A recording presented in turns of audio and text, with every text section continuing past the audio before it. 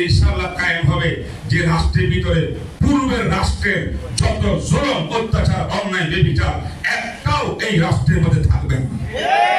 আমি চ্যালেঞ্জ করে বলতে চাই, শপথ করে বলি কোরআন সামনে, হাদিস সামনে, উলামায়ে কেরামের সামনে রাখি বলি, খোদার কসম আপনারা যেই স্বপ্ন শান্তি এবং বৈষম্যহীন রাষ্ট্র এবং শান্তিপূর্ণ রাষ্ট্র, প্রত্যেকের অধিকার পাওয়ার রাষ্ট্র কায়েম করতে চান, সে রাষ্ট্র কায়েমের একমাত্র পথ হলো ইসলামী রাষ্ট্র কায়েম, আর কেউ না। আরেকটা তাকে দেখান, বিশ্বের মধ্যে পৃথিবীতে কোন এবং তন্ত্রমন্ত্র দেখাতে পারে নাই যে তন্ত্রমন্ত্রের দ্বারা সত্যিকার মানবাধিকার প্রতিষ্ঠা হয়েছে, শান্তি প্রতিষ্ঠা হয়েছে। এটার জন্য ইসলাম একমাত্র